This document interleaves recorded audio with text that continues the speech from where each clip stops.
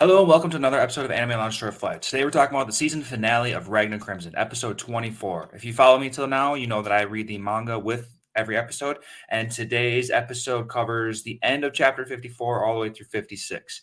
And it's quite clear to everybody that this is not the end of the series in itself, but just the end of the season. And really great for that because there is so much more information to come.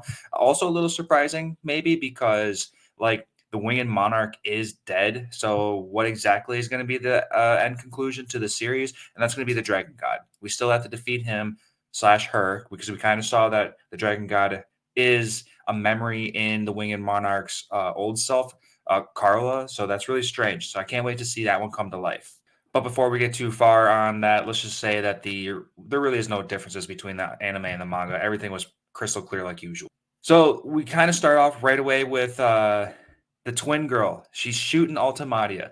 I gave a little teaser that she is going to stay alive. That was kind of obvious from the last episode. But she takes this gun and she shoots down Ultimatia. And it's really funny because that twin girl, she's not really considered a main character. She's this cool side character. And she's the one that ultimately ends Ultimatia's life, the baddie of this season in a way. She's not the baddie, but she's the mastermind. She was the leader, so that's why she was important. So yeah, just funny that a side character is the one that did the final hit. And then after that whole scene, that's when we get to find out that the dragon god is one of the Carlos in a way. It was like a headless, mysterious little figure that put on a Carla head and then turned into a winged Carla and promised to bring salvation or something like that. So it's a little confusing. She also said she has yet to be born. So it's really just someone that was in this Carla's memories or something like that. I don't know. Really confused. Obviously needs to get explained point blank, and it's going to be a huge thing for this next season. But we need to take a step backwards even more, and we need to talk about that Kamui fight. That Kamui fight was a little bit of a letdown. It was a lot more fun in the two previous episodes. He did a lot more. There was a lot more action. I was really happy to see the Kamui transformed once again. It's kind of just turned into this big brute blob fighting thing. It was interesting. The dragonification that I teased in the last episode, he went through that. Ragna just like said, I just need to give it all in one more hit. I need to give an attack that's going to be faster than light. That's what he does. It was just like a way to finish off someone who's too strong. We all see that in different kinds of anime. So he just dies. So we're just going to go with that. Do you guys think that the Ultimatia is ultimately dead? Because yeah, she was shot by the twin girl, but she was also dragging her sorry ass through the sun, which was burning up. And then the shade from the sword was kind of saving her. And the manga didn't leave it any more obvious than the anime did. It just showed her behind a giant sword in the shadow. And she said that she was going to try to live through that. So, do you guys think she's still alive? I kind of do. She's kind of important. I don't think she's going to actually die. So, we'll see in the next season. But anyway, after all this is said and done, we get some good news. Princess Silverware, she's still alive. That's because Altozora's poisons stopped working after he died. So now we have a chance to see Princess again. And that's basically Ragna's love interest. He's really interested in her. He made like a joke that she can make more swords for him. So that was kind of funny. And yeah, that's really happy to see. After we get that good news, Shin, the little guy with all that power, he's missing an arm and a leg, but he's still alive. And he's still promising to get stronger and meet up with Ragna in the future. So I can't wait to see how this is going to happen.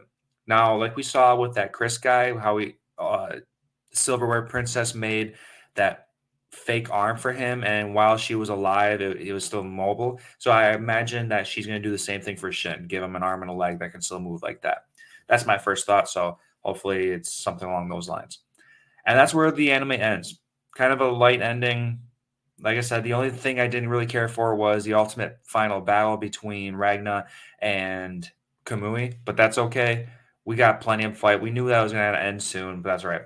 All right, so that's this season. I read ahead just a little bit because I was really interested and I had the opportunity to. So here is what's going to happen for the beginning of the next season. The next chapter was chapter 0.5. Really nothing big going on in here. It was Kamui and this Carla that we know. in their like teenage years, and they're at like this restaurant, and they're gifting each other a choker with the bloodline symbol on it, and they're just trying to talk through stuff. And remember, Kamui still owes her a deed. So they're trying to just get through life and figure things out, all while at the same time, Golem is spying on them. And he's really funny because he's like, what the hell am I witnessing here? Because they're being kind of awkward. And that's all that chapter.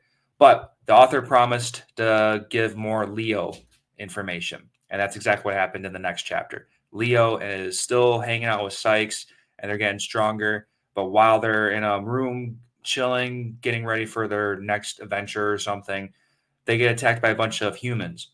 And the humans were being ordered by a higher dragon, the 13th in line.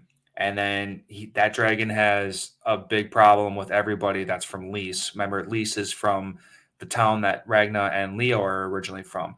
And there's a bunch of survivors there. And that dragon just wants everybody to die. So he sends a bunch of humans to go do his bidding. And that's kind of where I stopped reading. Looking forward to everything. And I'm glad to see more Leo because we saw that she was a badass in the beginning of the season. And now we got to see her grow even more so that she can meet up with Ragna again. I can't wait for that because it's going to be a cute scene. So, all in all, fantastic season. Loved it. Definitely recommend it to anybody and everybody. I can't wait for next season. So, until that might happen, I'll just see you guys on our spring series of anime launch short flights. So see you guys there.